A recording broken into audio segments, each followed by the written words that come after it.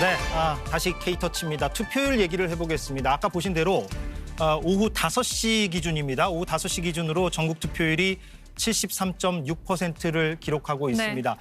과거 대선하고 비교해 보겠습니다. 그러니까 지방선거나 총선하고 비교하는 거는 좀 무의미하고요. 대선 투표율이 워낙에 높으니까 과거 대선과 시간별 그래프를 보면서 비교를 해보겠습니다. 네, 이겁니다.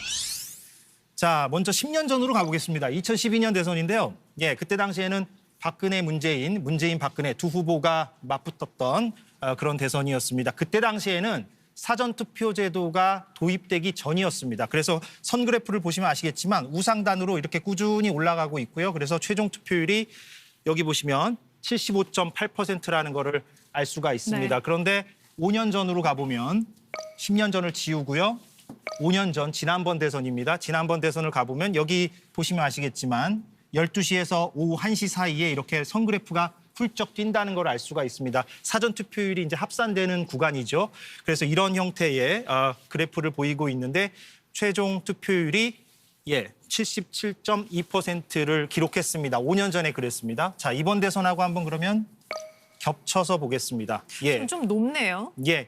선 그래프가 이제 유사하게 보이고 있습니다. 보라 색깔이 지금 진행되고 있는 투표율이고 파란색이 5년 전에 대선이라고 보시면 되겠는데요. 예, 조금 뭐 더 높다고 할 수 있죠. 한 3~4%포인트 더 높게 진행되는 걸 알 수가 있습니다. 그런데 여기서 좀 하나의 이제 변수가 있습니다. 예.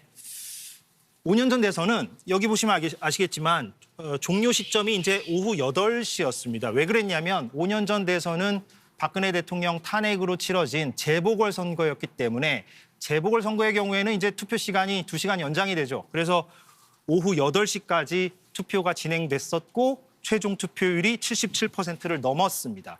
그런데 이번에는 올해 대선은 사실상 오후 6시라고 말씀드릴 수가 있겠습니다. 물론 코로나 확진자들을 대상으로 오후 7시 반까지 투표가 진행되긴 합니다만 다른 일반 유권자들을 대상으로는 오후 6시에 투표가 종결되기 때문에 글쎄요, 최종 투표율이 어디까지 올라갈 것이냐. 아까 중앙선관위에 있는 이세준 기자가 중앙선관위 예측으로는 80%는 안 될 것 같다 이렇게 말을 했는데 80%는 좀 안 될 것 같고요.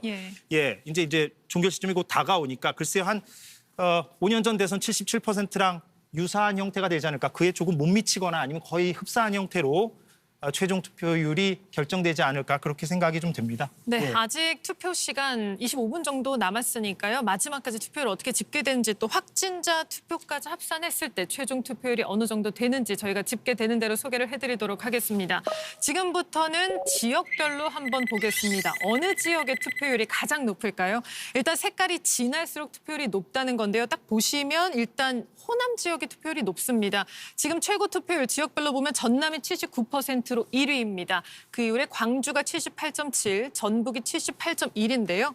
자, 이 모든 호남 지역은 사전 투표에서 굉장히 높은 수치를 기록한 곳입니다. 특히 전남 같은 경우는 유일하게 51%를 기록해서 이제 과반 넘는 유권자가 사전 투표에 참여한 지역이기도 하죠. 호남권이 전반적으로 투표율 앞서 나가고 있습니다. 이후로 세종이 77.2, 그리고 경북과 대구가 75%로 TK 지역 지금 투표율 높은 상황입니다. 서울은 74% 지금 기록을 하고 있습니다. 자, 이 투표율은 연령별로도 따로 나눠서 볼 수 있는데요. 보통 이재석 기자 우리가 생각을 할 때 나이가 많아질수록 투표율이 좀 높아진다고 생각하기 쉽잖아요. 그런데 그게 항상 맞는 것은 아닙니다. 자, 지금 연령대별로 한번 비교를 해보면 가장 어린 20대 이하와 60대 이상을 한번 보겠습니다. 자, 지금 이제 그래프를 살펴보면요. 2017년 대선 같은 경우에는 거의 비슷합니다. 이 당시에 최종 투표율이 77.2%였는데요. 물론 60대가 평균보다 약간 높기는 합니다만 20대 이하도 잠시 화면이 에러가 나는데 다시 나왔네요. 네, 2017년에 20대 투표율도 76.2%로 거의 평균에 가까웠습니다. 물론 다른 선거, 예를 들면 뭐 지방선거라든지 국회의원 선거 같은 경우에는 20대가 확실히 투표율이 낮지만 대선은 그렇지 않다는 거. 그렇기 때문에 이번 대선에서 특히 2030의 투표율이 어느 정도로 나올지에 관심이 쏠리고 있습니다. 자, 성별 투표율도 한번 살펴볼 만한데요. 예. 지금 특히 20대와 30대 관심이 많죠. 청년 계층에서 남녀 투표율이 어떻게 나올지도 관심입니다. 자, 과거 선거를 볼까요? 5년 전 대선을 보겠습니다. 자, 보시면 어떻습니까? 지금 20대도 그렇고요. 30대도 그렇고 여성의 투표율이 약 5%포인트 정도 높습니다. 자, 이 경향은 사실 지방선거와 국회의원 선거에서도 계속돼 왔는데요.